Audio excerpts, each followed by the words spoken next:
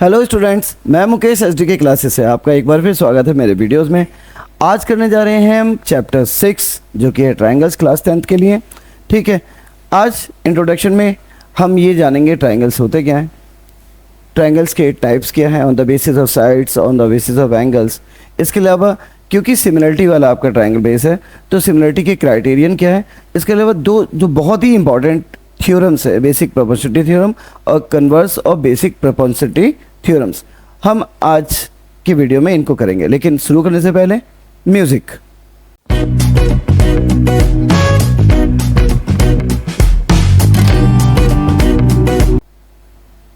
चलिए वापस आते हैं और पढ़ते हैं इंट्रोडक्शन से।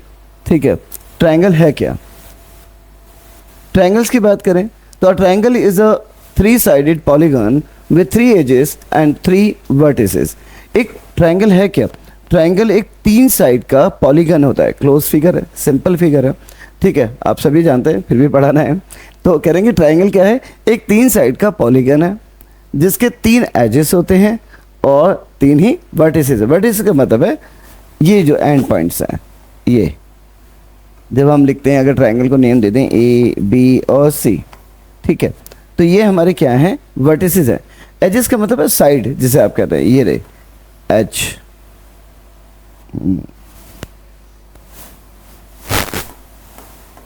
ये एज है, ये भी एज है और ये भी एज है। एज जो जनरली आप बोलेंगे तो साइड बोलते हैं, साइड ऑफ ट्रायंगल। जब आप कहते हैं ए बी बी सी या ए सी, तो ये क्या है, हमारे एजेस हैं। तो क्या है ट्रायंगल, ट्रायंगल एक क्लोज फिगर है, क्लोज फिगर है जिसके पास 3 वर्टेक्स होते हैं, 3 एजेस होते हैं। एजेस को जनरली आप साइड्स कहते हैं और वर्टिस तो एंड पॉइंट है जहाँ पे दोनों वर्टिसेस मीट कर रहे हैं और दोनों एजेस मीट करते हैं दो। अब आता है कि the sum of its interior angles are always 180 degree. किसी भी जो ट्राइंगल है उसके interior angle, these angles are interior angles, angle A, angle B and angle C. तो जो एक ट्राइंगल है उनके 3 एंगल का सम हमेशा, जो इंटीरियर एंगल है वो हमेशा क्या होता है, 180 डिग्री होता है, जिसे angle sum property of triangle कहते हैं। हम यूज़ करेंगे बार बार, इसलिए डिस्कस भी क्या है, angle sum property of triangle.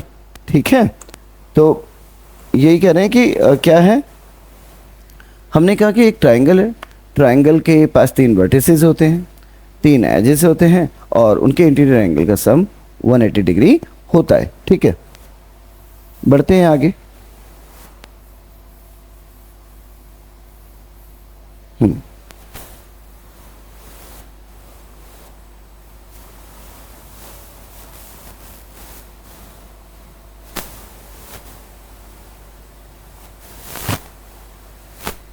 Types of triangle. Triangle कितने तरह के होते हैं, इंपॉर्टेंट है समझना इस एक्सरसाइज के लिए, इसीलिए करा रहे हैं। ठीक है, इससे जुड़ी कुछ बातें भी करेंगे। हमें हाइट ऑफ ट्रायंगल की भी रिक्वायरमेंट होगी इस एक्सरसाइज को या इस चैप्टर को सॉल्व करने के लिए, तो मैं टाइप्स के साथ साथ आपसे हाइट की भी बात करने जा रहा हूँ। साइड के बेस पे बात करते हैं कि by the basis of the sides, 3 side edges के आधार पर बोल रहे हैं। 3 तरीके के ट्रायंगल होते हैं, एक होता है इक्विलेटरल ट्रायंगल, आइसोसेलेस ट्रायंगल और स्केलेन ट्रायंगल। कौन कौन से हैं, इक्विलेटरल ट्रायंगल, आइसोसेल ट्रायंगल और स्केलेन ट्रायंगल। इक्विलेटरल ट्रायंगल का मतलब है तीनों साइड जब इक्वल होते हैं। क्या होते हैं, एक ट्रायंगल के जब तीनों साइड इक्वल होते हैं। और एक और बात होती है, इसके जो इंटीरियर एंगल्स हैं वो सभी कितने होते हैं, 60 डिग्री के होते हैं। 180 का सम है, ऑल साइड्स आर इक्वल, सो जो इंटीरियर एंगल्स हैं ऑल आर 60 डिग्री ईच। ठीक है, तो इक्विलेटरल ट्रायंगल्स की अगर हम बात करें, all 3 sides of a triangles are equal and each angle measure 60 degree called equilateral triangles. ठीक है, अरे पीछे इक्विलेटरल ऊपर लिखा होता है इसीलिए। स्केलेन ट्रायंगल क्या होते हैं, all 3 sides are not equal, यानी कोई भी साइड इक्वल नहीं होगी। इक्वल का मतलब है लेंथ में। जैसे अगर हम इक्विलेटरल ट्रायंगल की अगर हम बात करें तो कुछ ऐसा था, इक्विलेटरल बना रहे हैं, डेमोस्ट्रेट कर रहा हूँ मैं। अगर मैंने एक ए बी सी ट्रायंगल लिया तो side side side are all equal. Suppose अगर ये 3 यूनिट है तो ये भी 3 यूनिट है और ये भी 3 यूनिट है। इसका मतलब क्या है, ये इक्विलेटरल ट्रायंगल है, इनके एंगल ये जो होंगे ये सभी 60 डिग्री होंगे, 60 डिग्री, 60 डिग्री। ठीक है, ऐसे ही अगर हम स्केलियन ट्राइंगल के बात करते हैं, no side are equal, no side का मतलब कोई भी साइड किसी भी लेंथ की हो सकती है, दैट मीन्स कि each side are of different size या each edge are different size, P Q R अगर मैं ले लूँ, सपोज ये है 2 यूनिट, ये है 4 यूनिट, तो ये है 5 यूनिट, दैट मीन्स कि जो साइड्स है, साइड्स क्या है, वो इक्वल नहीं है, कोई भी ट्राइंगल का साइड जो है वो इक्वल लेंथ का नहीं है, ठीक है।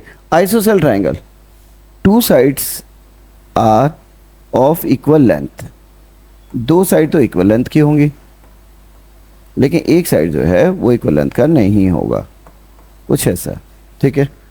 M O N, 2 side, M O equal है एम एन के, पर ओ एन के इक्वल नहीं है, O N is a different size, suppose ये है 4 यूनिट, तो ये भी 4 यूनिट है, ये कुछ भी हो सकता है, 7 यूनिट ले लें, ऐसे कुछ, ठीक है। क्लियर हो गया।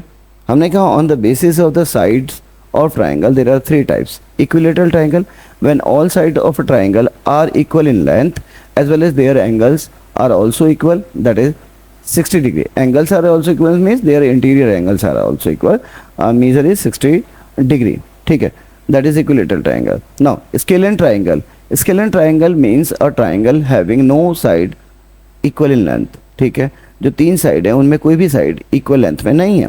Now isosceles triangle having 2 side equal in length, other side is not same, यानी जो तीसरी साइड है वो क्या नहीं है, वो इक्वल लेंथ में नहीं है, ठीक है।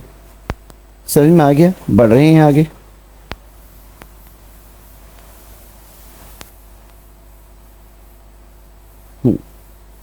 अब अगर ये हो गया है तो हमें बढ़ना है आगे, और आगे आ रहा है हमारा साइड के बाद types of triangle by on the basis of angle. देखिए यहाँ पे सिर्फ एक एंगल को मेज़र करना है हमें, ठीक है, मतलब 3 इंटीरियर एंगल है, हम बात सिर्फ एक इंटीरियर एंगल कर रहे हैं। 3 टाइप के हैं।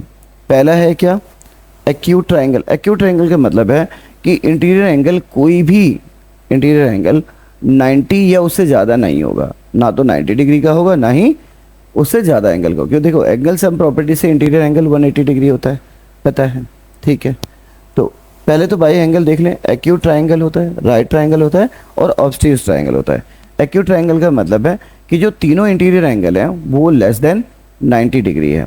इसका मतलब जब हमने इक्विलेटरल ट्राइंगल के बारे में बात करी थी तो इक्विलेटरल ट्राइंगल क्या था, वो एक एक्यूट ट्राइंगल था, ठीक है। क्यों था, क्योंकि उसके सारे ही एंगल लेस देन 90 डिग्री थे। राइट ट्राइंगल, राइट ट्राइंगल का मतलब है एक एंगल, कोई एक एंगल 90 डिग्री होगा, एक ही एंगल होगा पूरे ट्राइंगल में, क्योंकि टोटल एंगल सम प्रॉपर्टी से 180 डिग्री होना चाहिए। तो राइट ट्राइंगल में एक एंगल 90 होता है, और ऑब्स्ट्यूज ट्राइंगल में जो एक एंगल है वो मोर देन 90 डिग्री होता है, ठीक है। डेफिनेटली 2 एक्यूट होंगे और एक क्या होगा, एक क्या होगा, ऑब्स्ट्यूज ट्राइंगल होगा। ऑब्स्ट्यूज मतलब मोर देन 90 डिग्री का होगा, ऑब्स्ट्यूज एंगल होगा, सॉरी, ठीक है। राइट एंगल में एक 90 होगा और जो अदर 2 होंगे उनका सम 90 होगा, क्योंकि 180 का है। जबकि जो एक्यूट ट्राइंगल है उसमें क्या था, हमने कहा कि सभी एंगल 90 से कम होंगे। चलिए डिस्कस करते हैं, इसमें मैं हाइट की भी बात करूँगा जैसे मैंने आपसे बताया था, क्योंकि ये इंपॉर्टेंट है, हाइट वाला जो कॉन्सेप्ट है। Acute angle triangle, all the angles are smaller than 90 degree. एक एक्यूट एंगल जो है, एक्यूट ट्राइंगल जो है, उसमें जो तीनों ही इंटीरियर एंगल्स होते हैं वो लेस देन 90 होते हैं। इक्विलेटरल ट्राइंगल की अगर हम बात करें तो ऐसा है, देखो हमने एक इक्विलेटरल ट्राइंगल बनाया, सारे एंगल है। अब मुझे यहाँ पे हाइट भी एक्सप्लेन करनी है, जस्ट बिकॉज कि हमें जो ये आपके चैप्टर है उसमें हाइट की ज़रूरत पड़ती है ट्राइंगल के। तो अगर हम ये ले लें थोड़ा सा,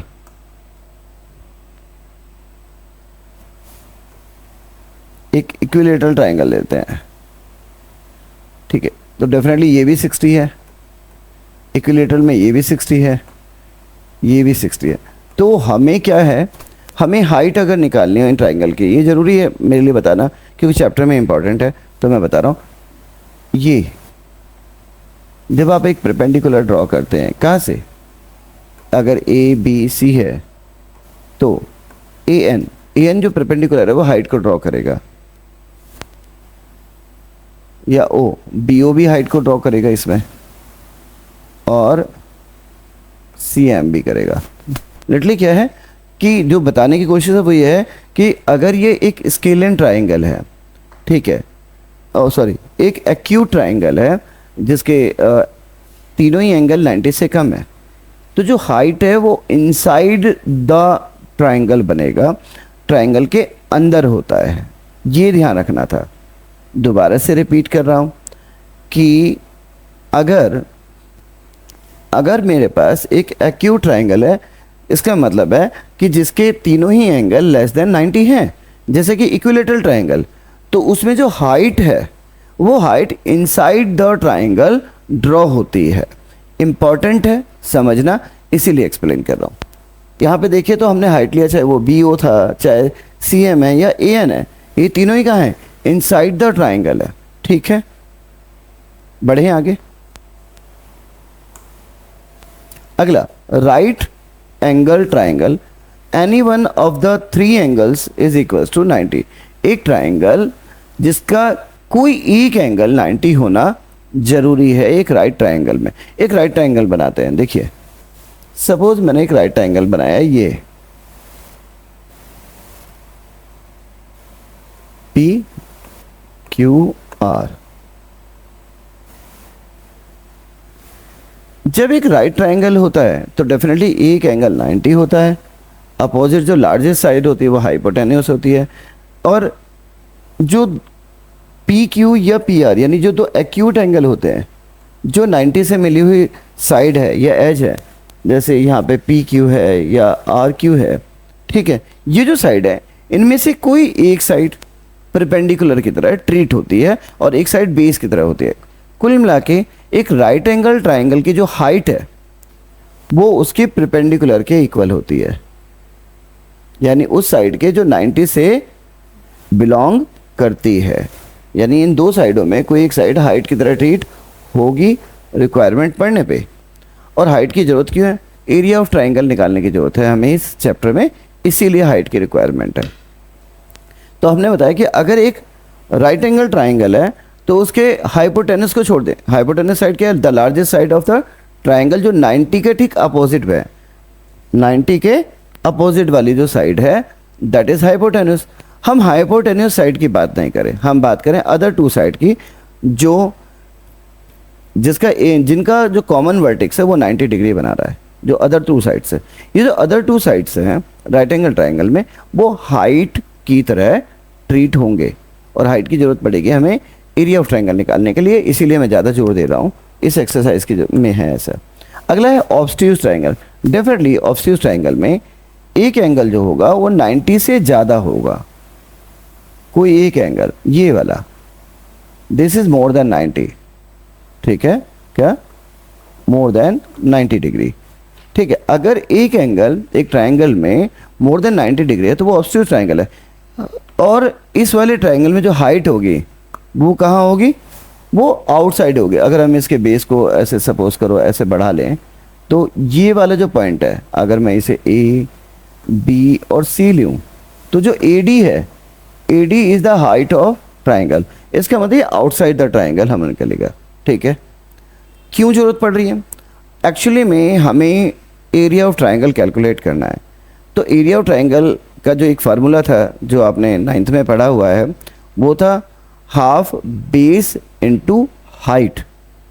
तो अगर आप बेस लेते हैं इसे BC को, तो हाइट क्या लेंगे? AD लेंगे, यानी तीनों साइड में नहीं, इसीलिए मैंने डिस्कस किया। जबकि राइट एंगल ट्राइंगल में जो कॉमन वर्टेक्स बना रहे थे 90 बनाते हैं, कॉमन वर्टेक्स 90 बन रहा है जिन लाइनों से, जैसे आप एक को बेस कहते हैं एक परपेंडिकुलर कहते हैं, उनमें से एक बेस या परपेंडिकुलर को आप हाइट की तरह ट्रीट करते हैं। इसके लिए इनमें इनसाइड द ट्राइंगल ड्रॉ होता है, ठीक है, हमने डिस्कस किया था। जैसे इक्विलेटरल ट्राइंगल में जो हाइट है वो ड्रॉ कहाँ होगी? इनसाइड द ट्राइंगल, एक वर्टेक्स से, और मीडियन ऑफ जो अपोजिट साइड होगी वर्टेक्स के उस पर पड़ेगी, ठीक है। इस तरीके से हमें ऑब्स्ट्यूज एंगल ट्राइंगल के बारे में पता चल गया, ठीक है। हमने ऑब्स्ट्यूज में बताया कि जो हाइट है वो आउटसाइड द ट्राइंगल बनता है। हमने राइट एंगल में बताया कि जो हाइपोटेनस को छोड़ के जो अदर टू साइड्स हैं, ठीक है, उनमें से कोई एक साइड हाइट के रिलेटेड होती है। स्केलियन में हमने बोला कि स्केलियन ट्राइंगल में जो हाइट है वो इनसाइड द ट्राइंगल ड्रॉ होती है।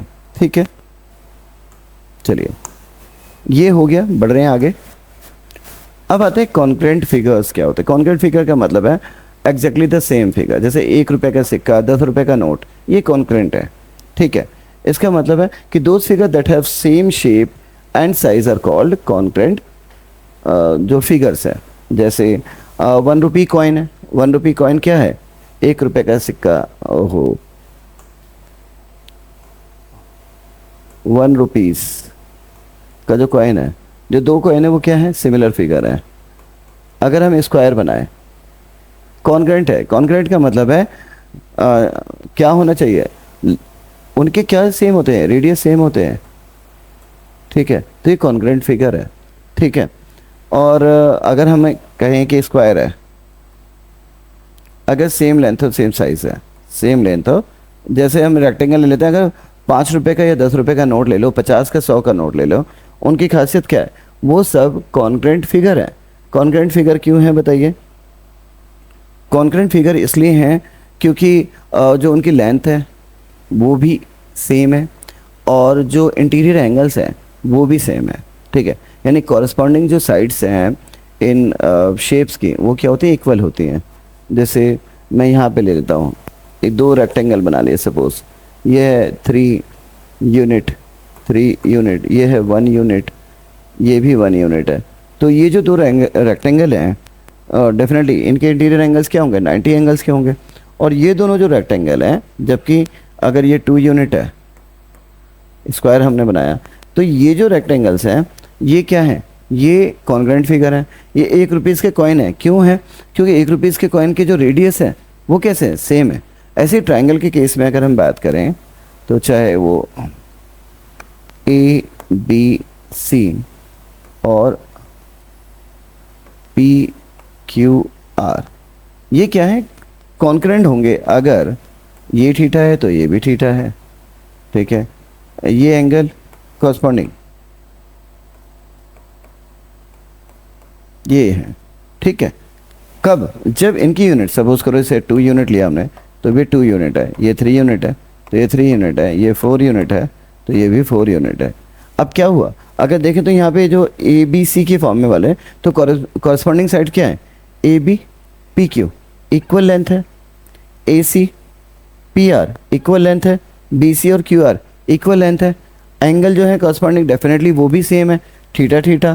और हम एंगल B को देखें तो एंगल P है क्योंकि, और एंगल C। इसका मतलब है कि कॉन्ग्रेंट अगर फिगर की बात करें तो जो कॉरस्पॉन्डिंग साइड्स हैं उनके वो इक्वल लेंथ में होंगे और कॉरस्पॉन्डिंग एंगल भी इक्वल लेंथ में ही होंगे। तो हम 2 फिगर्स को क्या कहते हैं कि वो कॉन्ग्रेंट फिगर है। कब, क्या कंपलसरी है कि उनके कॉन्ग्रेंट एंगल्स और कॉन्ग्रेंट साइड्स जो हैं वो इक्वल लेंथ में होने चाहिए। हमने यहाँ पे डिस्कस किया ₹1 के कॉइन पे इन दोनों रेक्टेंगल और ट्राइंगल्स को लेके।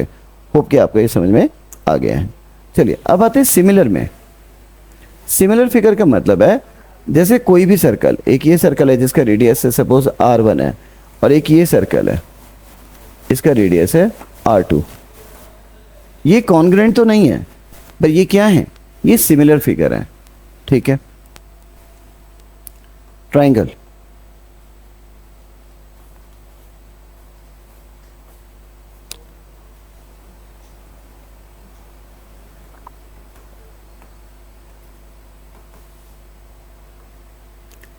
अगर कोई भी 2 एंगल ट्रायंगल्स के क्या है, इक्वल हैं, तो भी हम उन्हें सिमिलर कहेंगे अपार्ट कि उनके जो साइजेस हैं साइड के वो डिफरेंट है।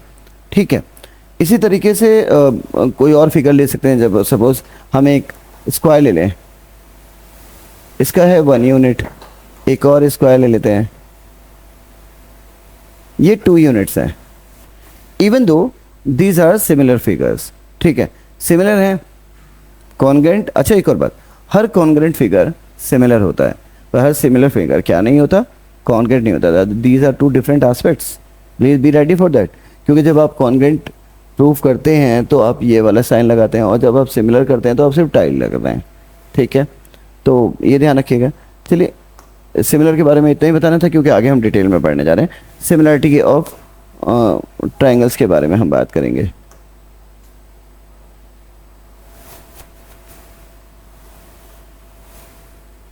लेकिन समझ में आ रहा है? लाइक कर दो, अच्छा लगता है, और कमेंट भी कर दो कोई पॉजिटिव सा, अच्छा लगेगा, बढ़िया है। और आपकी ये जो चैप्टर है जल्दी जल्दी ख़त्म हो जाएंगे सारे एक्सरसाइज, आई प्रॉमिस। और इस वाली वीडियो में तो जो बहुत इंपॉर्टेंट है बोर्ड पॉइंट ऑफ व्यू से, कौन सा है? BPT theorem, basic proportionality theorem, exam में आता ही आता है, तो इम्पॉर्टेंट क्वेश्चन है, तो वीडियो देखते रहिए, ठीक है। चलिए बढ़ते हैं सिमिलरिटी क्राइटेरियन और ट्रायंगल। हमने इसमें क्या किया है, हमने जितने भी आपके एक्सरसाइजेज हैं ना, हमने सारे एक्सरसाइजेज के जो क्राइटेरियन उनको एक जगह लिया, बीपीटी और कन्वर्स बीपीटी को भी एक साथ ले लिया, क्योंकि पेपर पॉइंट ऑफ व्यू से इंपॉर्टेंट है, ये बताने से एक्सरसाइज करना आसान हो जाता है। चलिए सिमिलरिटी क्राइटेरियन ऑफ ट्रायंगल, कि दो ट्रायंगल को अगर हमें प्रूव करना है कि दे आर दी सिमिलर, तो उसके लिए क्या क्राइटेरिया या रूल क्या है? तो रूल या क्राइटेरिया, तो देखें, पहला है अब ट्रिपल एस सिमिलरिटी क्राइटेरियन। अगर दो जो कॉरस्पॉन्डिंग ट्राइंगल से, कॉरस्पॉन्डिंग वर्ड जब हम बोलते हैं ना, तो जैसे हमने बोला A B C P Q R, तो इसका मतलब है ये बहुत अच्छा ज़रूरी है समझना। सपोज करिए कि दो ट्राइंगल है, एक है हमारा ए बी सी, पहले कॉरस्पॉन्डिंग वर्ड को समझ लेते हैं, ए बी सी और पी क्यू और आर, ठीक है। तो जब आप A B C P Q R बोल रहे हैं ट्राइंगल्स को, तो जो ए बी है, ए बी जो है वो कॉरस्पॉन्डिंग किसके होगा? पी क्यू के, क्योंकि आपने जो नेम मेंशन किया वो ए बी सी और पी क्यू आर बोला। ऐसे ही जब आप ए सी बोलते हैं तो किसके होगा कॉरस्पॉन्डिंग? पी आर के। और ऐसे ही जब आप क्यू आर बी सी बोलेंगे तो वो किसके कॉरस्पॉन्डिंग हो गया? क्यू आर के।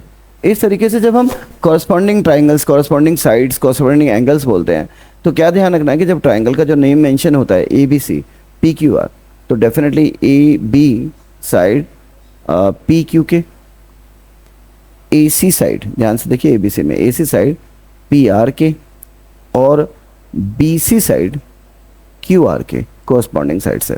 ऐसी एंगल की बात करें, जब आप एंगल बोलते हैं ए बी सी और एक ट्राइंगल बोलते हैं पी क्यू आर, तो जो कॉरस्पॉन्डिंग एंगल्स है, ए पी के लिए, बी क्यू के लिए और सी आर के लिए कॉरस्पॉन्डिंग एंगल है। ए किसके लिए है? ए पी के लिए, बी किसके लिए है? क्यू के लिए, और सी किसके लिए है? आर के लिए कॉरस्पॉन्डिंग एंगल्स भी हैं, ठीक है, ठीक है। तो कॉरस्पॉन्डिंग इसलिए इंपॉर्टेंट है कि कई बार जब हम क्वेश्चंस आएंगे तो उसमें प्रूफ करते समय थोड़ी प्रॉब्लम आती है, बच्चों को नाम की वजह से उलझन हो जाती है कि कौन सी कॉरस्पॉन्डिंग साइड्स लेनी है, कौन से कॉरस्पॉन्डिंग एंगल लेने हैं, डेफिनेटली। तो अगर हमने कहा कि अगर हमारे पे दो ट्राइंगल हैं ए बी सी और पी क्यू आर, और अगर हमें सिमिलर प्रूफ करना है, तो या तो हम उनकी तीनों साइड्स को इक्वल लेंथ प्रूफ कर देते हैं, एंगल को नहीं, तीनों साइड्स को। When the corresponding sides of any two triangles are in the same ratio, same ratio की बात की गई है, यानी A B upon P Q, जो पहला criteria A B upon P Q ratio, और A C upon P R या B C upon Q R equal to कोई भी एक कॉमन नंबर है, तो हम ऐसे ट्राइंगल को कॉरस्पॉन्डिंग जो साइड्स हैं उनके जो रेशियो हैं, अगर वो है कि ये कह रहे हैं कि when the corresponding sides of any two triangles are in the same ratio and their corresponding angles भी इक्वल, ठीक है, और उनके जो कॉरस्पॉन्डिंग एंगल है इक्वल है, यानी एंगल ए एंगल पी के, एंगल बी एंगल क्यू के, और एंगल सी एंगल आर के। अगर ये स्थिति है हमारी, यानी जो कॉरस्पॉन्डिंग साइड्स हैं, ट्रिपल एस क्राइटेरियन जब हमें प्रूफ करना होता है, दो ट्राइंगल को सिमिलर अगर प्रूफ करना है, तो हम उनके कॉरस्पॉन्डिंग साइड्स को कॉमन रेशियो में और कॉरस्पॉन्डिंग एंगल्स को इक्वल करते हैं, तो ये ट्रिपल एस क्राइटेरियन से हमारा जो ट्राइंगल है वो सिमिलर प्रूफ हो जाता है, ठीक है। अब दूसरा था angle triple A criteria. Definitely इसमें सिर्फ दो ही एंगल करने पड़ते हैं प्रूफ, कि when corresponding angles of two triangles are equal, their corresponding side will be in the same ratio and the triangles are considered to be similar. ये कह रहे हैं कि जब किसी दिए गए ट्राइंगल के कॉरस्पॉन्डिंग साइड्स सेम रेशियो में है और उनके कॉरस्पॉन्डिंग एंगल कोई भी दो होने चाहिए, 3 नहीं करने पड़ते, अगर वो इक्वल हैं तो हम उन्हें क्या कहते हैं, सिमिलर ट्राइंगल कहते हैं, और इसे डबल ए या ट्रिपल ए क्राइटेरिया कह देते हैं। यानी ट्रिपल ए से क्राइटेरिया क्या है, कॉरस्पॉन्डिंग साइड के रेशियो सेम हो प्लस कॉरस्पॉन्डिंग एंगल भी इक्वल हो, कॉरस्पॉन्डिंग एंगल्स भी इक्वल है, तो वो क्या है, हमारे सिमिलर ट्राइंगल होंगे ट्रिपल एस में। ट्रिपल एस में हमें एग्जैक्टली तीनों जो साइड हैं वो इक्वल लेंथ में प्रूव कर सकते हैं या उनके रेशियो को कॉमन कर सकते हैं। एंगल में वही करें कि कोई भी दो एंगल को आप प्रूव कर दीजिए इंटीरियर इक्वल। अब आता है डबल ए क्राइटेरिया और S criteria. Double A similarity, when two angles of a triangle are respectively equal to the angles of their triangle the other triangle the two triangles are considered. वही double A criteria के जैसे triple A था, उसमें तीनों angle और तीनों side के ratio बराबर थे। अब डबल ए क्राइटेरिया में क्या था, कोई भी दो इंटीरियर एंगल इक्वल प्रूव कर दीजिए, आपके ट्राइंगल सिमिलर हो जाएंगे अगर दो ट्राइंगलों में उनके इंटीरियर कॉरस्पॉन्डिंग एंगल क्या है, इक्वल है। तो ऐसे ही अब आता है side angle side, SAS criteria, यानी कोई एक एंगल, ठीक है, और कोई भी दो साइड, जैसे ये 3 लिखे ना, हमने कहा AB upon PQ equal to AC upon PR कर दें, और कोई एक एंगल A बराबर एंगल P कर दें, तो क्या हो गया, हमने दो साइड को कॉरस्पॉन्डिंग और एक एंगल को इक्वल कर दिया, कॉरस्पॉन्डिंग एंगल्स को इक्वल कर दिया कोई भी एक, और कोई भी जो दो साइड्स है उनको कॉमन प्रोपोर्शन में कर दिया। तो इस तरीके से हमारा जो ट्राइंगल बन गया वो SAS क्राइटेरियन से सिमिलर प्रूफ हो जाएगा। अब दोबारा से देख लें एक बार, भी बोला क्या, बड़ा सारा गड़बड़। जब हम बोलते हैं ट्रिपल S क्राइटेरिया तो उसमें आपको कॉरस्पॉन्डिंग साइड्स को इक्वल रेशियो में प्रूफ करना होता है, साथ ही साथ उनके जो इंटीरियर एंगल्स हैं वो डेफिनेटली इक्वल होते हैं, तो वो ट्रिपल S क्राइटेरिया और ट्रिपल A क्राइटेरिया में फिट हो जाते हैं। जबकि जब डबल एंगल, अगर आप केवल दो इंटीरियर एंगल को भी कॉरस्पॉन्डिंग एंगल्स को भी इक्वल प्रूफ कर दें तो भी आपके दो ट्राइंगल्स सिमिलर कहलाएंगे। इस तरीके SAS क्राइटेरिया में क्या था कि कोई भी दो साइड, तीनों साइड के कॉमन रेशियो नहीं, लेकिन कोई भी दो साइड के कॉमन रेशियो निकाल दीजिए और एक interior angle corresponding equal proof कर देंगे, तो वो जो ट्राइंगल हैं दिए गए आपको वो क्या कहलाएंगे, वो आपके सिमिलर ट्राइंगल प्रूफ हो जाएंगे। ठीक है, नाउ बढ़ते हैं आगे। इम्पॉर्टेंट है और यही सीखना है क्योंकि बेहद इम्पॉर्टेंट है, बार बार जोड़ दे रहे हैं, बेहद इम्पॉर्टेंट है।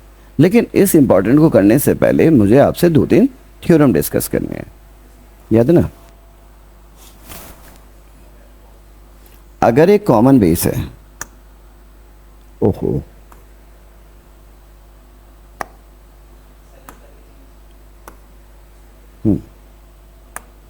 देखिए, सबसे पहले एक बात समझते हैं, अगर कॉमन बेस पे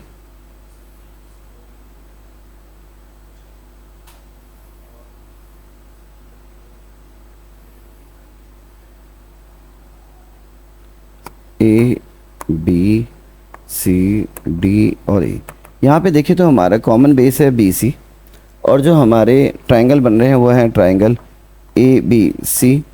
तो जो एरिया होगा ट्राइंगल ABC का वो इक्वल होगा एरिया ट्राइंगल EBC के, और यही एरिया ट्राइंगल DBC के भी होगा। एक तो ये थ्योरम आपको पता होने चाहिए। दोबारा, if we have the common base, if triangle has the common base, अगर बेस कॉमन है तो कोई भी ट्राइंगल बना लीजिए आप, ठीक है। अगर उनके बेस कॉमन है, ठीक है, तो जो ट्राइंगल बनेगा उनके जो एरिया होंगे वो हमेशा इक्वल लेंथ में होंगे। Area must be in equal length नहीं कह सकते, ठीक है, ध्यान रहेगा। एक तो ये थ्योरम है। दोबारा से क्या थ्योरम है, हमने कहा triangles having the common base are equal in area. Triangle जिनके कॉमन बेस होते हैं उनका एरिया भी इक्वल होता है, ठीक है, इक्वल मेजर में होता है। दूसरा, अभी हमने बोला था एरिया ऑफ ट्राइंगल, अगर हमारे पे ऑब्स्ट्यूज ट्राइंगल है तो ऑब्स्ट्यूज की जो हाइट है वो पीछे बनेगी और बेस तो डेफिनेटली ये वाला होगा। जबकि एक अगर हमारे पे स्केलियन ट्राइंगल है तो उसकी height inside the triangle draw होती है, ठीक है। तो इन दोनों का इस्तेमाल होना है। इसके अलावा हमें ये पता होना चाहिए कि जो एरिया है ट्राइंगल का जो एरिया है, area triangle A B C suppose करो हमारे पे है, तो ये क्या होगा, half into height into base. इन फॉर्मूले का इस्तेमाल होगा हमारे पास। चलिए करते हैं डिस्कस आपसे कि है क्या आखिर बेसिक प्रोपोर्शनलिटी थ्योरम है क्या, या थियरम्स थ्योरम क्या है, ठीक है। थ्योरम है basic proportionality theorem, paper point of view से बहुत बहुत बहुत इंपॉर्टेंट। प्लीज़ बहुत अच्छे से समझिएगा, बहुत अच्छे से इसे याद करिएगा, बोर्ड तक भूलिएगा मत, ठीक है। मैं पूरी कोशिश करूँगा आपको एक बार में समझ में आ जाए मेरी video. BPT theorems theorem, basic proportionality theorem या थियरम्स थ्योरम क्या होता है, पहले इसे पढ़ते फिर इसको प्रूफ करते हैं। बहुत इंपॉर्टेंट है पेपर पॉइंट ऑफ व्यू से, ये ध्यान रखिएगा, तो इसे लापरवाही मत करना। If a line is drawn parallel to one side of triangle to intersect the other two sides in distinct points, the other two sides are divided in the same ratio. अगर एक लाइन ड्रॉ की गई है किसी एक side के parallel, triangle में किसी एक साइड के पैरेलल कोई लाइन ड्रॉ की गई है, ठीक है, अलग अलग पॉइंट से, तो हमें ये बताना है कि वो बाकी के जो दो साइड्स हैं उन्हें सेम रेशियो में डिवाइड करेगी। दोबारा समझते हैं क्या बोला है। देखिए उन्होंने बोला कि बीपीटी कहता है कि अगर कोई लाइन किसी एक साइड के पैरेलल ड्रॉ की गई है तो वो उस साइड बाकी के जो दो साइड हैं उन्हें सेम रेशियो में डिवाइड करेगा। थोड़ा बेहतर देखिए, हमारे पे माना एक ट्राइंगल है ए बी और सी ट्राइंगल है, ठीक है। डी और ई लाइन जो है वो क्या है, पैरेलल है बी सी के, तो सेम रेशियो में वो ए बी और ए सी को डिवाइड करेगा। अगर डी ई पैरेलल है बी सी के तो वो ए बी और ए सी साइड्स को कॉमन रेशियो में, इक्वल रेशियो में डिवाइड करेगा, ऐसा ये थ्योरम कहता है, ठीक है। प्रूफ करते हैं, समझ जाएंगे हम, ठीक है। प्रूफ देखिए, प्रूफ क्या गिवन है, एक ट्राइंगल तो गिवन है ना, तो गिवन ट्राइंगल गिवन है ट्राइंगल ए बी सी, ठीक है। और क्या गिवन है, गिवन ये भी है कि जो डी ई लाइन है वो पैरेलल है बी सी साइड के, ये भी गिवन है, ठीक है। ये दो बातें गिवन है, ठीक है। अब डेफिनेटली ए बी को वो डी पॉइंट पे लाइन और ए ई को हमें प्रूफ क्या करना है, हमें प्रूफ करना है, वी हैव टू प्रूव कि जो ये डी ई है वो ए बी और ए सी को इक्वल प्रोपोर्शन में डिवाइड करता है। मीन्स कि वो A D upon D B जो है, इक्वल प्रोपोर्शन का मतलब यही है कि जो ए डी और डी बी का जो रेशियो है वो ए ई अपॉन ई सी के रेशियो के बराबर है। हमें ये प्रूफ करना है, ठीक है। ऐसा करने के लिए कुछ कंस्ट्रक्शंस करते हैं। कंस्ट्रक्शन बहुत इंपॉर्टेंट है, बार बार कह रहा हूँ, तो थोड़ा सा मेहनत कर लेंगे। हमने क्या कंस्ट्रक्शन किया, हमने दो परपेंडिकुलर ड्रॉ किए, एक तो डी एम और एक ई एन, ठीक है। एक तो ये किया हमने, कंस्ट्रक्ट किया,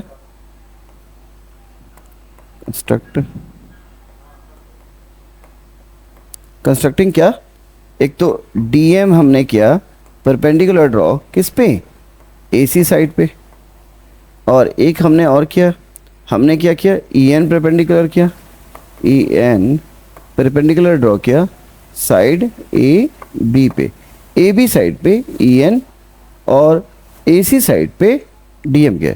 इसके अलावा हमने दो लाइनें और ज्वाइन कराई, एक तो कराई डी सी और एक ई बी, ज्वाइन कराया, joining D C and E B, ये लाइनें हमने ज्वाइन करा दी, ठीक है। क्या क्या, एक तो डी सी और एक ई बी को ज्वाइन कराया, और एक हमने ई एन परपेंडिकुलर ड्रॉ किया ए बी पे, और एक डी एम परपेंडिकुलर ड्रॉ किया ए सी पे, ठीक है। अब जब ये था, करना क्या है, शुरू करना है। हमें पता है फार्मूला क्या है एरिया ऑफ ट्राइंगल का। तो इसे नेक्स्ट पेज से लेते हैं, थोड़ा सा साफ होगा, डिस्कस कर लेते हैं बस आपसे वापस आके। देखिए हमने दो ट्राइंगल ले रहे हैं, एक तो ए डी ई और एक D B C, D B E. तो देखिए एरिया ऑफ ट्राइंगल था हाफ बेस इंटू हाइट होता है। तो ट्राइंगल अगर लिखें ए डी ई में जो बेस है, अगर हम ए डी ले रहे हैं तो ई एन क्या आएगा, ई एन हाइट आ जाएगा। दोबारा ए डी अगर आप बेस ले रहे हो तो ई एन क्या हो गया, ट्राइंगल ए डी सी के लिए हाइट हो गई। तो एक तो ये हो गया। दूसरा जब हम डी बी ई ट्राइंगल लेते हैं और अगर हम बेस ले रहे हैं डी बी तो ई एन क्या हो गया इस केस में, हाइट हो गया ट्राइंगल डी बी ई के लिए, और ए डी ई के लिए ई एन हाइट हो गया। यानी दोनों ट्राइंगल के लिए ई एन क्या है, हाइट है, ठीक है भाई। ए डी सी अगर देखें तो क्या है, वो एक स्केलेन ट्राइंगल दिख रहा है, जबकि जब डी बी और ई कह रहे हैं तो वो एक ऑब्स्ट्यूज ट्राइंगल दिख रहा है, इसलिए उसका जो हाइट है वो पीछे की तरफ बन रहा है, ठीक है। तो बढ़ते हैं, प्रूफ कर रहे हैं। क्या था, एरिया अगर हम लिखें सीधा सीधा कि area triangle A D B, A D B में क्या था हमारे पे, ओहो सीधा सीधा ये क्या लिख दिया मैंने। एरिया ट्राइंगल ए बी क्या होगा, हाफ ऑफ क्या क्या मिला हमें, एक तो A D into E N, ठीक है। ऐसे ही जब हमने किया एरिया ट्राइंगल, अब कौन सा था, डी बी ई था, देख लेते हैं दोबारा, भूल जाएंगे तो। उसमें क्या है, एक तो ए डी ई में A D upon E N था, दूसरा था डी बी ई में हमारा ट्राइंगल वो क्या था, ए डी ई था। क्या था, ए डी ई था, मैंने बी लिख दिया।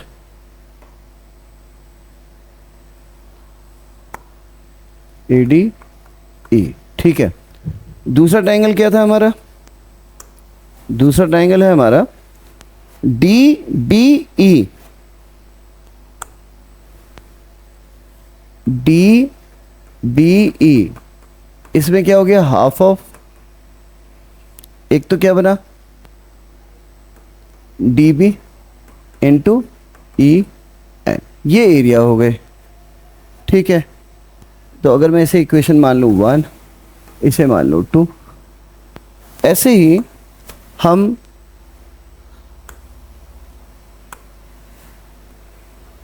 ट्राइंगल अगर हम लेते हैं दोबारा से ए डी ई, लेकिन अब की बार बेस ले रहे हैं हम ए ई को, दोबारा से हम ट्राइंगल तो ए डी ई ले रहे हैं लेकिन अब की बार बेस ले रहे हैं ए ई को, तो ए ई डी एम के साथ जाएगा height.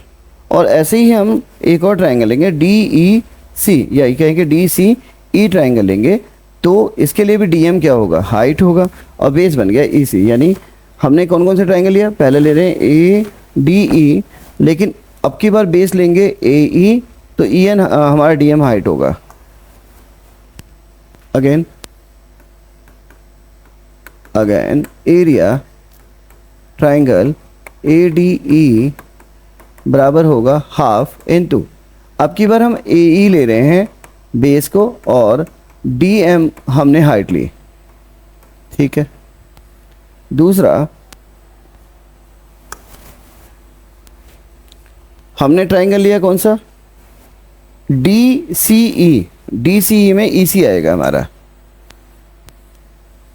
Area triangle D C और ई में हमारा हाफ इंटू ई सी इंटू क्या आएगा, डी एम आएगा, ये चौथा हो गया, ठीक है। इसलिए फ्रॉम 1 and 2, अगर 1 2 से लें तो area triangle A D E जो है अपॉन जब आप करेंगे area triangle what D B E, तो ये किसके बराबर होगा, ये होगा half A D into E N divided by half D B into E N के, दैट इज हाफ से हाफ कैंसिल हो गया, ई एन से ई एन कैंसिल हो गया, तो क्या बचेगा हमारे पे, simply A D upon D B. हम इसे मानते हैं क्या, फिफ्थ वाला, fifth also from 2 and 3, from 3 and 4, from 3 and 4। फिर से area triangle A D E ऊपर ही रहने दिया, अब area triangle D C E, ये क्या होगा, half of A E into D M divided by half of A C into D M, A C into D M. इससे क्या बचेगा, हाफ से हाफ कैसे, डी एम से D M cancel, simply A E upon E C, six. ठीक है, यही तो बचा, ये चीज़ें बराबर है। अब क्या है, ऊपर वाला ट्रायंगल तो सेम था, अगर हम ये कह दें कि जो नीचे वाले एरिया हैं, यानी ऊपर वाले का एरिया सेम था, अगर हम ये प्रूव कर दें कि जो नीचे वाले ट्रायंगल है, यानी ट्रायंगल डी बी ई और डी सी ई जो है, इनके एरिया इक्वल हैं, तो क्या होगा, ऊपर वाले का सेम है, इसका मतलब है इनके रेशियो भी क्या आएंगे, सेम आएंगे। दोबारा से प्रूफ क्या करना है, ऊपर तो ट्रायंगल ए डी ई है, तो डेफिनेटली दोनों इक्वेशन 5th और 6th में ए डी ई और ए डी ई के एरिया सेम है। अब अगर नीचे वाला भी सेम आ जाए, जो ट्रायंगल है उनके एरिया सेम प्रूफ कर दें, एक तो ट्रायंगल है डी बी ई और डी सी, अगर इनके एरिया सेम हो गए तो इसका मतलब है जो ये रेशियो आए हैं वो भी क्या आएंगे, सेम ही आएंगे। हमें ये प्रूफ करना है, इसके लिए पीछे चलते हैं। देखो अब हम देखें तो हमारे पे डी बी ई अगर देखा जाए तो जो ये ट्रायंगल है डी बी ई वाला, ठीक है, ये वाला ट्रायंगल, और एक ट्रायंगल है हमारे पे डी सी ई वाला। ध्यान से देखें तो हमें क्या दिख रहा है, हमें दिख रहा है कि जो ये वाला ट्रायंगल है, या फिर हमें दिख रहा है जो ये वाला ट्रायंगल है, इनका जो बेस है डी ई क्या होगा, इक्वल होगा, ये वाला बेस, जो ट्रायंगल बन रहे हैं अगर ध्यान से देखें तो they have the common base. इसका मतलब डी ई बी है और डी ई सी है ट्रायंगल, क्योंकि इनके कॉमन बेस हैं। इसका मतलब है कि हमारे पास थ्योरम है कि अगर हमारे पे कॉमन बेस हो, दो दिए गए ट्रायंगल्स के या दो से ज़्यादा ट्रायंगल्स के कॉमन बेस हो, तो उनका जो एरिया होता है वो इक्वल होता है। इसका मतलब है जो ट्रायंगल्स हैं डी ई बी और जो डी सी ई, इन ट्रायंगल्स के एरिया भी क्या है, इक्वल हैं। तो यही बात लिखनी है हमें, ठीक है। Since triangle D B E and triangle D C ई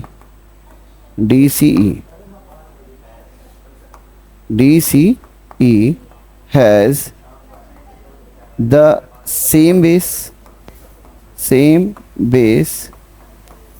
भाई देखो, और सेम बेस का नाम क्या है, डी ई, नेमली डी ई। भाई देखो डी सी ई और डी बी ई में डी ई देखें तो कॉमन है और ये बेस है, अब सेम बेस है, so area triangle D B E, ठीक है, and area triangle D C E are equal, क्योंकि सेम बेस के ट्रायंगल है, इसका मतलब है इनके एरिया भी इक्वल होंगे। और अगर ये इक्वल है तो ऊपर वाले देखो ए डी है, नीचे डी बी है, तो इसका मतलब है कि इक्वेशन 5 और 6 से जो रेशियो है A D upon D B A E upon A C के बराबर होगा। So A D upon D B equal proof हो गया हमारा ए ई अपॉन ए सी के, ठीक है। From equation 5 and equation 6। Clear है? एक बार फिर रिवाइज कर देता हूँ, जल्दी से करते हैं, समय खर्च नहीं करते।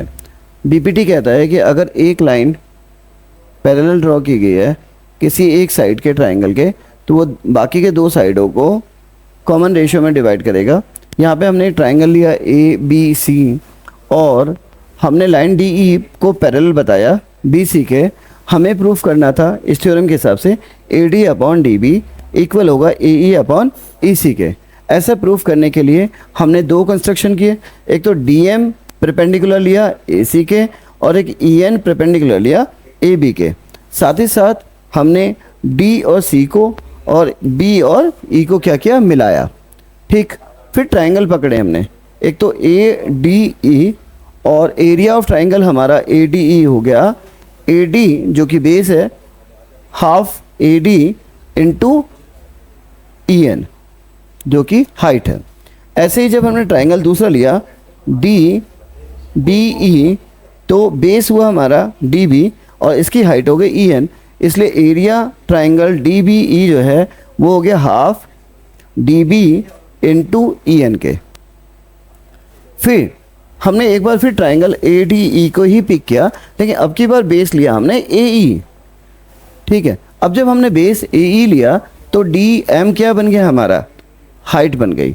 तो हमारा एरिया ए डी ई जो है अब की बार चेंज करते हुए हमने कहा half of A E into D M. जब ये लिया तो हमने एक और लिया कि area triangle D C E में जो ई सी बेस लिया और हाइट इसकी बन गई फिर से डी एम। ठीक है, तो एरिया ट्राइंगल डी सी ई बराबर होगा ई सी इंटू डी एम के। फिर क्या किया हमने, पहले दो इक्वेशन को आपस में कॉमन रेशियो किया, उससे हमें A D upon D B मिला और दूसरे जो बाकी के थे यानी थर्ड और फोर्थ वाले में से हमने ए ई अपॉन ई सी कर दिया। जब ए ई अपॉन ई सी हमारा आया तो हमने डिस्कस किया कि जो ट्राइंगल है हमारे डी ई और डी बी ई जो कि किस में थे, डिनोमिनेटर में थे, एक तो डी बी और ई और एक थे डी सी और ई। हमने कहा क्योंकि इनका जो बेस है वो कॉमन है, इसका मतलब इनका भी एरिया जो है वो इक्वल होगा थ्योरम है। ठीक है, तो इस तरीके से हम कह सकते हैं कि जो हमारे जो रेशियो आए वो क्या है, A D upon D B A upon A C के बराबर आ गया। ठीक है, इस तरीके से जो बीपीटी है जो बहुत महत्वपूर्ण है, बहुत इंपॉर्टेंट है, वो मेरी तरफ से कंप्लीट होता है। बढ़ते हैं आगे कन्वर्स ऑफ बीपीटी के, लेकिन उससे पहले कर दो लाइक, सब्सक्राइब कर दो मेरे चैनल को, बहुत अच्छा लगता है, और कोई अच्छी सी कमेंट अगर आपके पास मेरे लिए है तो।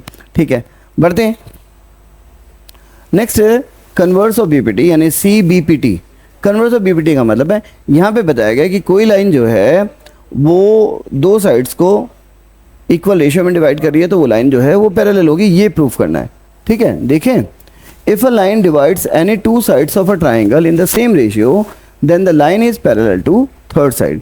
ये कह रहा है कि अगर कोई एक लाइन डिवाइड कर रही है किसी दिए गए ट्राइंगल को दो इक्वल रेशियो में, दो साइड को इक्वल या सेम रेशियो में डिवाइड करती है, तो वो लाइन पैरेलल है थर्ड साइड के, ये प्रूफ करना है।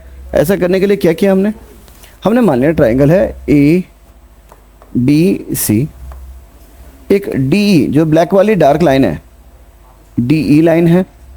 ठीक है, जो डिवाइड कर रही है A D upon D B बराबर ए अपॉन ए सी, ये गिवन है आपकी बात। ठीक है, एक हमने ई डैश पॉइंट ले लिया, करते हैं प्रूफ। ठीक है, गिवन क्या है, एक तो ट्राइंगल है ए बी सी। ठीक है, दूसरा क्या गिवन है, ऑल्सो डी, डी क्या कर रहा है, साइड्स डिवाइड्स। ठीक है, ऑल्सो क्या दे रखा है, A D upon D B equal है A E upon E C के। ठीक है, ये गिवन है, हमने इसे इक्वेशन 1 में मान लिया, आगे यूज़ करना है हमें। दोबारा हमें एक ट्राइंगल दे रखा है ए बी सी, और हमें बताया है कि जो ये डी लाइन है वो ए बी सी में ए बी और ए सी को इक्वल रेशियो में डिवाइड कर रही है। इसका मतलब है A D upon D B बराबर है ए अपॉन ए सी के। ठीक है, अब we have to prove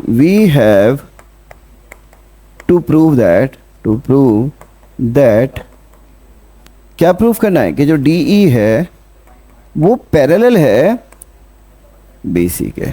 ठीक है, हमें ये प्रूफ करना है। इसके लिए हमने क्या किया, हमने क्या एक कंस्ट्रक्शन किया। सबसे पहले सपोजिशन किया, let D E not parallel to side B C. हमने मान लिया कि जो डी लाइन है वो पैरेलल नहीं है साइड किसके, बी सी के। Then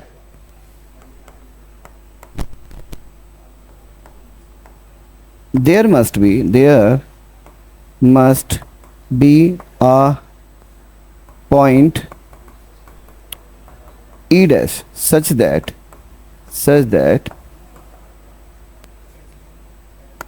DE dash is parallel to BC। देखिए, हमने कहा कि DE क्या नहीं है, हमने मान लिया कि DE पैरेलल नहीं है BC के, तो हमने मान लिया कि इसका मतलब है कि कोई एक E डैश पॉइंट तो होगा ही होगा, जिसके लिए DE डैश जो है वो पैरेलल हो जाएगा BC के। ठीक है, और अगर DE डैश पैरेलल है BC के तो इसका मतलब है इस हालत में क्या होगा, AD अपॉन DB इक्वल होगा AE डैश अपॉन किसके, E डैश सी के। क्यों होगा, बाय BPT अभी हमने किया था इतना सारा। भाई बेसिक प्रोपेंसिटी थ्योरम से अगर DE डैश पैरेलल है BC के तो इसका मतलब है AE dash E dash C के रेशियो में होगा, यानी AD अपॉन DB बराबर होगा AE dash upon E dash C के। BPT से, बेसिक प्रोपेंसिटी थ्योरम से, जो अभी हमने डिस्कस किया। ठीक है, तो ये हो गया AD अपॉन ए। अब जरा देखो इक्वेशन 1 जो गिवन था, AD अपॉन DB बराबर AE अपॉन EC है, और AD upon DB AE dash upon E dash C है। इसका मतलब है AD अपॉन DB जो रेशियो है वो दोनों के लिए कॉमन है। इसका ये भी मतलब हो गया कि AE upon AC AE dash upon E dash C के बराबर होगा। ठीक है, from 1 and 2, from equation 1 and equation 2 we get, क्या मिला हमें, क्या मिला देखिए, मैं भूल गया, AE upon AC AE dash upon E dash C के बराबर होगा। क्या मिला, AE अपॉन EC बराबर है AE dash upon EC dash के। ठीक है, अगर हम दोनों साइड 1 ऐड कर दें, AE अपॉन EC प्लस 1 कर दें, तो ये क्या होगा, AE dash upon EC dash plus 1 के। ठीक है, और जब आप प्लस 1 करेंगे तो एलसीएम मिलेंगे। तो देखें यहाँ हो गया AE प्लस EC, यहाँ क्या हो गया अपॉन EC बराबर क्या हो गया AE डैश, ओहो मैंने यहाँ थोड़ी सी गलती लिख दी, इसे करेक्ट करते हैं। ये यहाँ पे बना E dash upon E dash C, ऊपर भी ऐसे ही है E डैश C, मैंने C डैश कर दिया। ठीक है, ये हुआ, तो ये हो गया AE dash plus E dash C upon E dash C। ठीक है, अब देखो AE प्लस EC क्या था, AC के बराबर था। किसके बराबर था, AC upon AC equals to AC upon EC। क्यों भैया, देखो AE प्लस EC बराबर क्या था, AC, लाइन ड्रॉ थी ऐसे था ना, ए बी सी, ठीक है, यहाँ पे आपने लिया ई, तो E plus E C is a सी, और एक और था आपके पास ई डैश, ए डैश प्लस ई डैश सी बराबर भी तो ए सी हुआ। अब ए सी से ए सी तो कैंसिल हो गया डियर, इसका मतलब ये है विच गिव्स ई सी बराबर ई डैश सी। अब ई सी बराबर ई डैश सी का मतलब क्या है कि ई डैश और ई क्या है, कॉमन पॉइंट है, ठीक है। This is only possible when, ठीक है, E and E dash are coincident, coincident यानी एक दूसरे पे हैं, इसका मतलब है हैंस। और अगर ऐसा है हैंस जो डी ई है पैरेलल है बी सी के, प्रूफ होता है। डिस्कस करें, क्योंकि अगर ई डैश भी है तो इसका मतलब ई डैश और ई क्या है, एक कॉमन पॉइंट है। कॉमन पॉइंट का मतलब है कि भैया सीधा है डी जो है पैरेलल है, क्योंकि ई डैश हमने क्या माना था, ई डैश हमने जो सॉरी ई डैश सी जो है हमने ये बोला था ना कि ई डैश पॉइंट पे जो डी ई डैश लाइन है वो पैरेलल हो जा रही है, इसके अंदर डी ई भी पैरेलल है किसके, बी सी साइड के। डिस्कस कर लें एक बार फिर क्या क्या किया हमने, जल्दीबाजी हो गई हो तो देखो। कन्वर्स ऑफ बीपीटी कहता है कि अगर कोई लाइन किसी ट्राइंगल के दो साइड को सेम रेशियो में डिवाइड कर रही है तो वो थर्ड साइड के पैरेलल होगी। ऐसा करने के लिए हमने एक ट्राइंगल लिया ए बी सी, ठीक है, एक लाइन डी ई थी, हमें क्योंकि डी बताया गया कि A D upon D B A E upon E C के बराबर है, तो हमने इसे इक्वेशन 1 माना, ये गिवन है। तो हमने अपनी बात की शुरुआत करी कि हमें प्रूफ क्या करना है कि जो डी ई है वो पैरेलल होगा बी सी के। ऐसा करने के लिए हमने मान लिया कि चलो डी ई जो है पैरेलल नहीं है किसके, बी सी के पैरेलल नहीं है। अब डी सी जो डी ई है अगर वो बी सी के पैरेलल नहीं है तो इसका ये मतलब है कि कोई पॉइंट डी ई डैश जो होगा, डी ई डैश होगा वो पैरेलल होगा बी सी के, ठीक है। अब डी ई डैश अगर पैरेलल होगा बी सी के तो इसका मतलब ये है कि बीपीटी बेसिक प्रोपोर्शनलिटी थ्योरम से A D upon D B A E dash upon E dash C के बराबर होगा, ठीक है। तो इक्वेशन 1 में क्या था, A D upon D B बराबर A E upon A C. Equation 2 में क्या था, A D upon D B बराबर A E dash upon E dash C. इसका मतलब है A E upon A C बराबर है A E dash upon E dash C के। जब आपने ये किया तो दोनों में 1 ऐड किया, 1 ऐड करते ही एलसीएम लिया आपने, तो यहाँ पे ई सी बन गया, ए ई प्लस ई सी, और यहाँ पे ई डैश सी बन गया। अब जरा देखो A E dash plus E dash C भी तो ए सी ही है, और ए ई प्लस ई सी भी ए सी है। इसका ए सी अपॉन ए सी बराबर है ए सी अपॉन ई डैश सी। इससे क्या मिल गया कि ई डैश सी की जो लेंथ है ई डैश ई सी के बराबर है जी। इसका मतलब ये है कि जो ई और ई डैश पॉइंट है वो कोइंसिडेंटल है, एक ही पे है, एक पे सेम पॉइंट है, ठीक है। और अगर ऐसा है तो डी ई पैरेलल है बी सी के। इस तरीके से मैं इंट्रोडक्शन को ट्राइंगल्स के यहाँ पे फिनिश करता हूँ, ठीक है। होप कि आपको समझ में आएगा। मैंने पूरी कोशिश करी कि जो चैप्टर हैं उनके सभी एक्सरसाइजेस के लिए जो इंपॉर्टेंट थ्योरम थी मैंने वो डिस्कस कर लिया, जो क्राइटेरियन थे सिमिलरिटी के वो भी डिस्कस किया और टाइप ऑफ किए, ठीक है। मिलते हैं नेक्स्ट वीडियो में। अपना बहुत बहुत बहुत ख्याल रखिएगा। Bye bye.